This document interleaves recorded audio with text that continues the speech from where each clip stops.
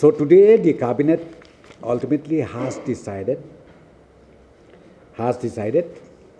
to approve the proposal submitted by Labour Department, where the beneficiaries with a total of not less than 1,20,000 will be paid 700 rupees per beneficiary for 3 weeks lockdown, with effect from 23rd of March till 14th of April, means till tomorrow. The second decision taken by the cabinet,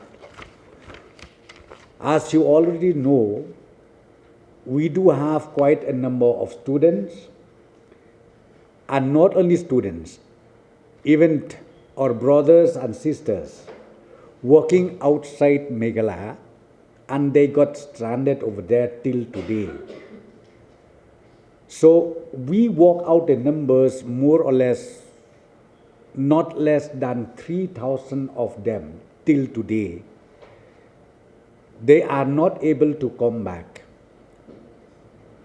to the respective houses because of the national lockdown, and number two, because the state government, we keep requesting all of them to kindly stay back in the respective places till 30th of April 2020. So therefore the cabinet today has approved again the proposal of extending financial assistance to all of them, numbering about 3,000 of them. One-time financial assistance will be extended to all of them at the rate of 3,000 rupees per beneficiary. On the basis the inputs that we receive from different deputy commissioners, it is decided that inter-district movement will not be allowed till such time when the government feel that it is necessary to revisit. Those laborers from one district, they get stranded in another district within Meghalaya itself. These section of people who stays in the shelter homes will be allowed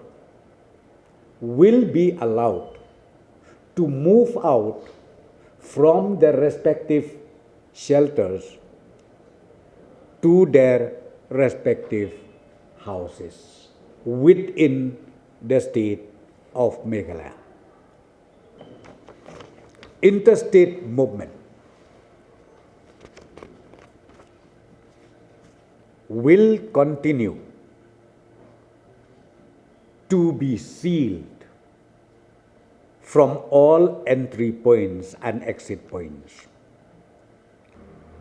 In those districts which is interconnected to Assam, like Ribhoi district, like West Chantia Hills district, like West Khas Hills district,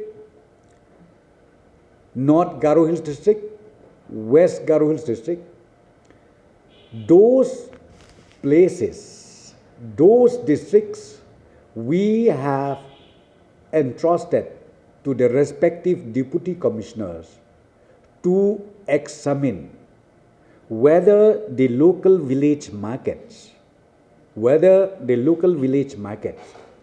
is feasible or not to make it operationalize.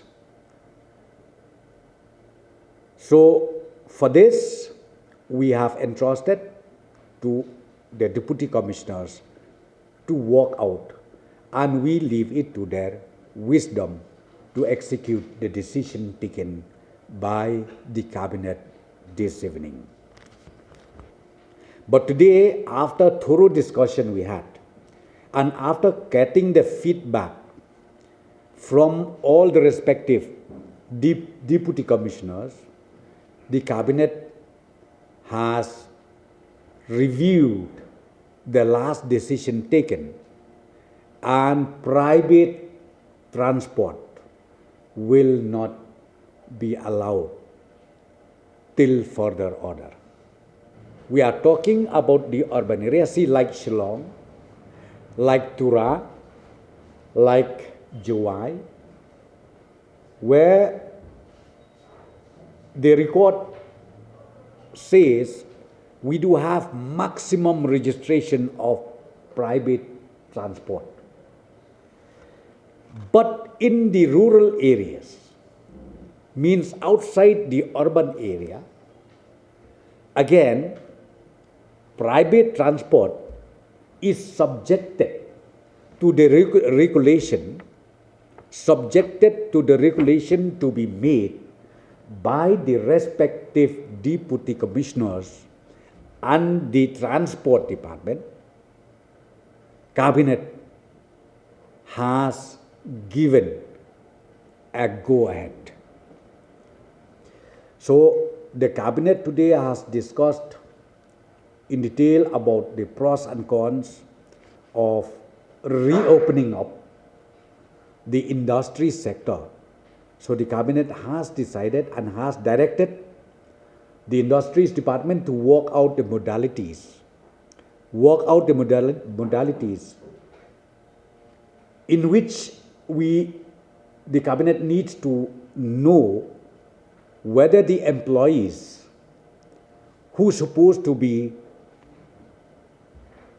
employed in the respective industrial units is supposed to be again brought in from outside the state, or is it those employees who belongs from the state, be it tribal or be it non-tribal. As far as the government employees is concerned, the we have already entrusted to Chief Secretary, and maybe by tomorrow he will show us the modalities. But we discussed today, it should not be more than 50%.